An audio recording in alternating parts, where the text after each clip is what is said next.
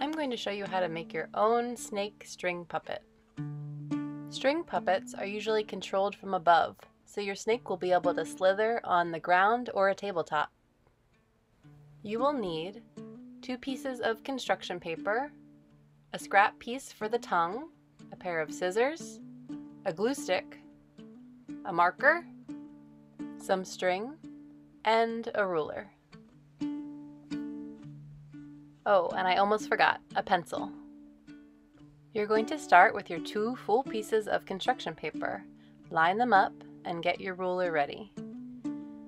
Putting your ruler across the short edge, you're going to measure 1.5 inches and make a small mark.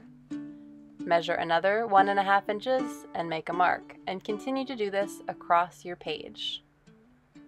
You should have 5 lines marking 1.5 inches. Move your ruler down and do the same thing again. Now along the long edge, I'm going to use my ruler to connect those marks that I made that were 1.5 inches apart. I hold my ruler just under the mark and use my pencil to draw a line.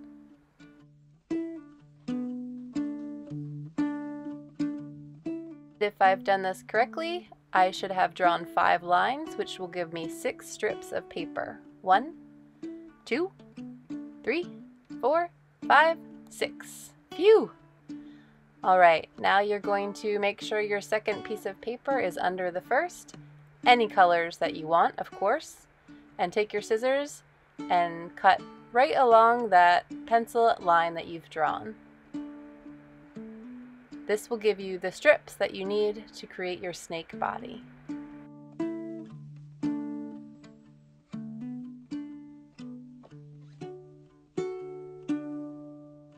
Now's the fun part. I'm going to take 1 strip and put it across side to side, also called horizontal, and I'm going to take another strip, in my case that's the yellow strip, and put it vertical, going up and down.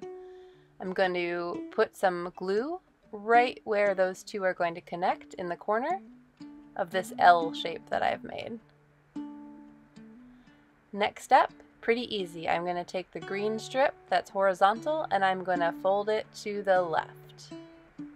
I'm going to take my yellow strip now that's going up and down and I'm going to fold it down towards me. Now I'll take the green strip and fold it to the right. And the yellow strip is going to be folded up away from me. Do you get the pattern? To the left and down, to the right and up. And now I can see that I'm running out of paper. So I'm going to get 2 more strips and I'm going to match them up with the ones that have already been folded. Taking my glue stick, I'm just going to put some glue right on the edge of each of my folded strips and attach a new one in the same direction. I try to line it up, but it doesn't have to be perfect. And now I continue the pattern. So the yellow folds down and the green folds to the right. Yellow folds up, green to the left. And then I keep on going.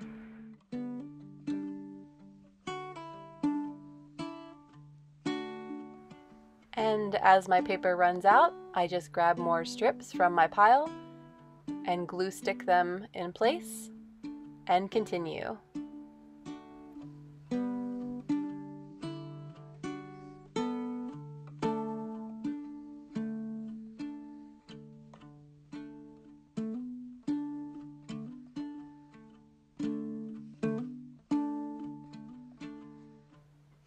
And I'm going to keep going till I have 2 strips left, and I'm going to save those out.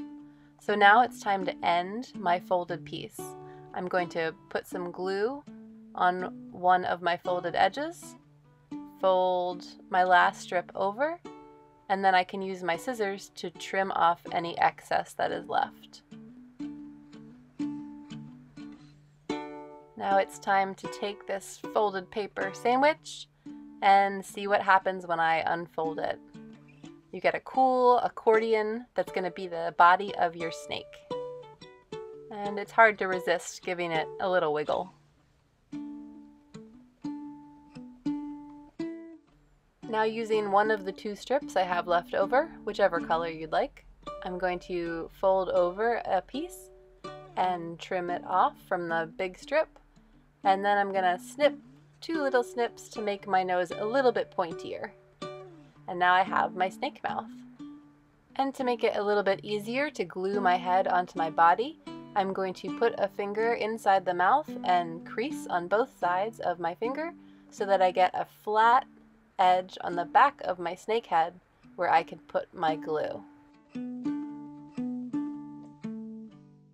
Now, using the rest of that extra strip, I'm going to cut a long triangle, and that will be the tail of my snake. And I'm going to fold a little tab at the end, again, so I have a place for my glue to go to glue against the body. And using my marker, I can decorate my snake by adding eyes and maybe some nostrils and whatever other decorations you'd like. With my scrap piece of red paper, I'm going to cut out a long skinny tongue. And to make it look like a snake tongue, I cut out a tiny triangle from the edge of that rectangle. Next, I'll glue that tongue in place on the inside of my snake mouth. And once that's set, I'll go ahead and glue my head and stick it on one edge of the body.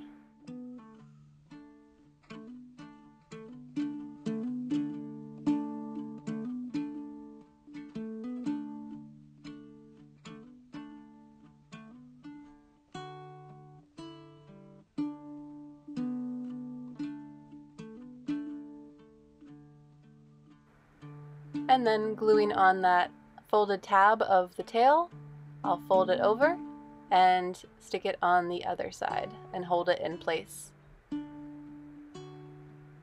And now I have a fun snake I could play with, just like this. But I want to turn mine into a puppet, so I'm going to get my string and cut off a long piece, at least 3 feet, but it can be longer depending on how long you'd like your control to be. Now I'm going to take one edge of that string and wrap it around the accordion body of my snake, pretty close to the head, and I'm going to tie one knot and then another knot, so I have a double knot, and I want to make sure that it's on the top of my puppet so that the head is facing the sky. And I'm going to do the same thing on the tail end. I'm going to wrap my string around the bottom of the body and make sure my knot is going to be on top of the body. So I'm going to make a single knot and then a double knot to make sure it's secure.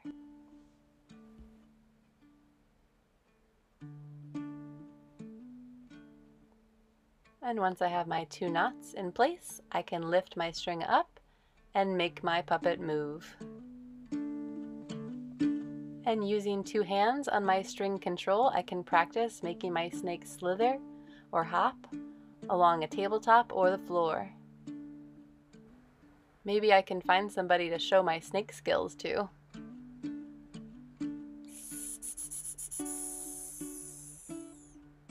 Oh no! Too close! Retreat! Retreat!